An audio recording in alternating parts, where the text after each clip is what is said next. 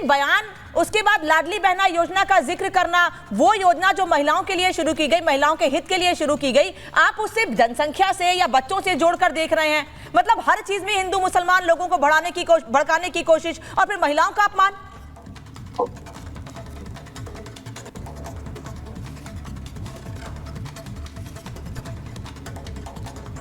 देखिए अनामिका जी, जिस तरीके से मोहन भागवत जी जिस तरीके से बयानबाजी कर रहे हैं, उससे ये लगता है कि वो पूरे देश को जो है, पूरे देश के बाप बन के बात करते हैं। कौन कितने बच्चे पैदा करेगा ये तो माँ बाप का फैसला होता है, मियाँ बीबी का फैसला होता है। ये कौन होते हैं कि बेगानी शादी में अब्दुल्ला दीवाना के आप जो है इतने बच्चे करिए, ये करिए।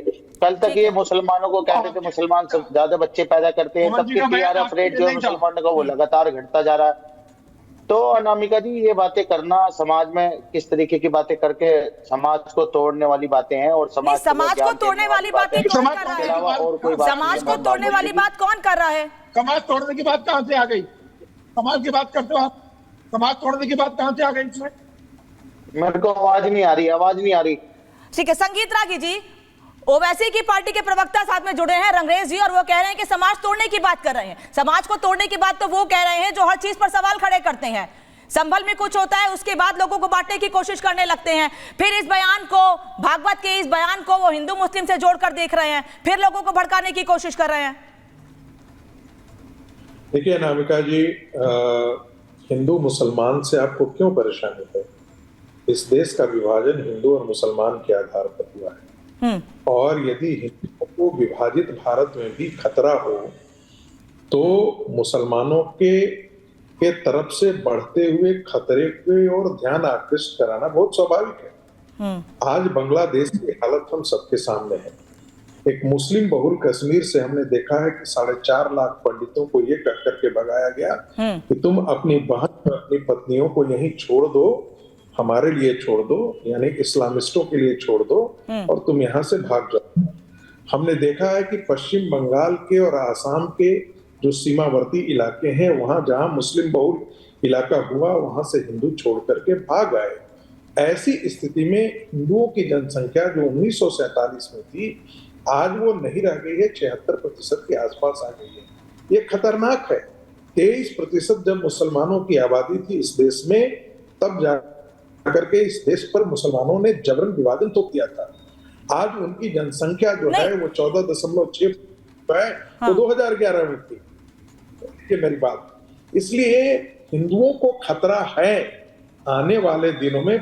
पूरा जो इलाका है नॉर्थ ईस्ट का, वो आज हिंदू बहुल इलाका नहीं रह गया है, खत्म हो गया है। लेकिन 104 से ज्यादा ऐसे जिले, लेकिन फखरुल साहब, आरएसएस प्रमुख ने किसी भी धर्म का नाम नहीं लिया। वो तो हर समाज के लिए ये बात कह रहे हैं। वो ये कह रहे हैं किसी भी समाज के लिए ये खतरा है, फिर उसे धर्म जाति से क्यों जोड़कर देख रहे हैं आप लोग? देखिए, वो नहीं कह रहे हैं, बिल्कुल सही बात है, वो नहीं कह रहे हैं।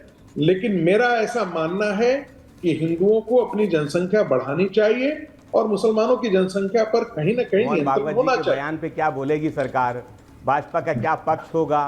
तो इसलिए भाजपाई आज दीवार फांद के भाग गए हैं। इसलिए वो भाजपाई सामने हैं जो अप्रत्यक्ष रूप से दल में है या उनकी बात करते हैं। समाजवादी पार्टी समझती है कि मोहन भागवत जी का जो बयान है वो पूरे देश के लिए, कहीं उन्होंने हिंदू मुसलमान शब्द का इस्तेमाल नहीं किया, पूरा बयान मैंने सुना। इसलिए समाजवादी पार्टी समझती है कि भारतीय जनता पार्टी मोहन भागवत जी के बयान से असहज है, और असहज की स्थिति में वो डिबेट में नहीं आ रहे। क्यों नहीं आपकी डिबेट में भाजपा के लोग?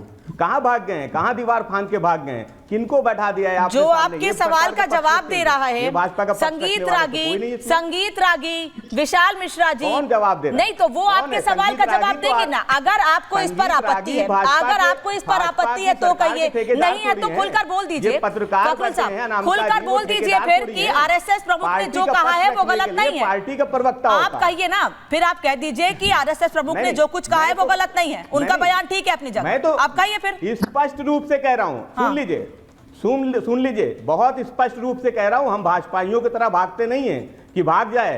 आरएसएस प्रमुख का जो बयान है, अगर कोई सर मुझे मत बताइए कि कौन से मुद्दे पर समाजवादी पार्टी के प्रवक्ता आए हैं या नहीं आए हैं। मैं गिना सकती हूँ कि कौन से ऐसे मुद्दे हैं जिन पर समाजवादी पार्टी के प्रवक्ताओं से बात की गई और साफ कहा गया कि इस मुद्दे पर नहीं बोलेंगे। अभी मैं बात कर रही हूँ, अभी मैं जो बात कर रही हूँ, आप मेरे सवाल का जवाब नहीं दे रहे हैं। मैं आपसे ये पूछ रही हूँ कि संघ प्रमुख मोहन भागवत का बयान ठीक है?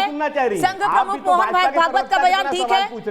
मुझे इतना बता दीजिए कि बयान ठीक है, आप सहमत हैं उनके बयान से? बिल्कुल ठीक है, बिल्कुल ठीक है। संगीत रागी जी, अब आप सवाल क्यों खड़े कर रहे हैं? जब समाजवादी पार्टी के नेता कह रहे हैं कि उनका बयान ठीक है, तो किस बात की नाराजगी है, किस बात की आपत्ति है? फिर आप कहिए कि ओवैसी ने जो कहा है फखरुल साहब वो गलत था। आप ये कहिए कि ओवैसी ने जो कुछ कहा, लाडली बहना योजना या जो सवाल खड़े कर रहे हैं इस पर लोगों की बांटने की कोशिश करते हैं, वो गलत है। फिर आप बोलिए ये।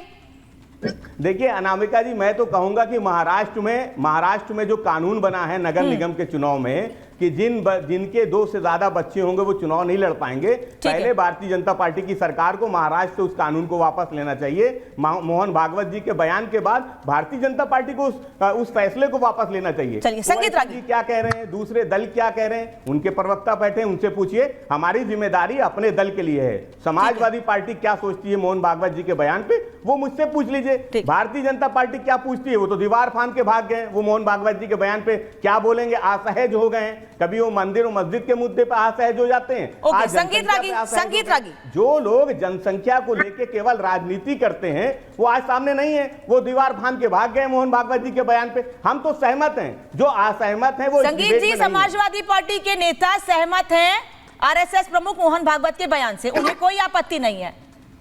वो ये कह रहे हैं आप लोग बांटने की कोशिश कर रहे हैं लोगों को।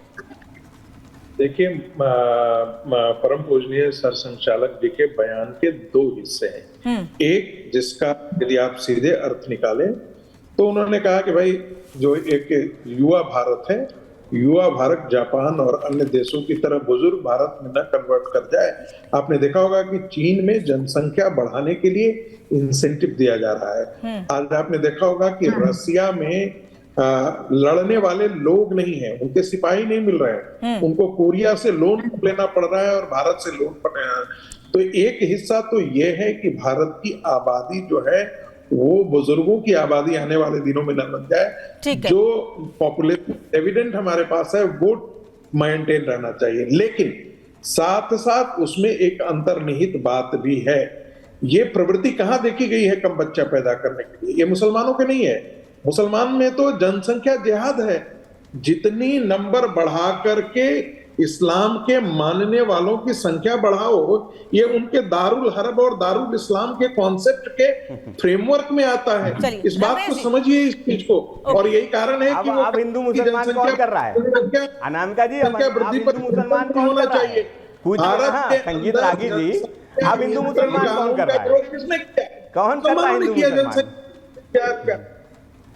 सर आप बोल लीजिएगा अपनी समय पे। और इसीलिए हिंदुओं को एक प्रकार की चेतावनी भी है, उनको एक प्रकार का संदेश भी है कि आप जो बच्चे कम पैदा करते हैं, आने वाले दिनों में आपको बांग्लादेश जैसी हालत भारत के अंदर न देखने। अच्छा, मतलब रमेश जी, समाजवादी पार्टी ने अपना, अच्छा पूरी करिए बात सर, पूरी करिए, फिर मैं रिएक्शन लूंगी। जल्दी से बात पूरी करिए।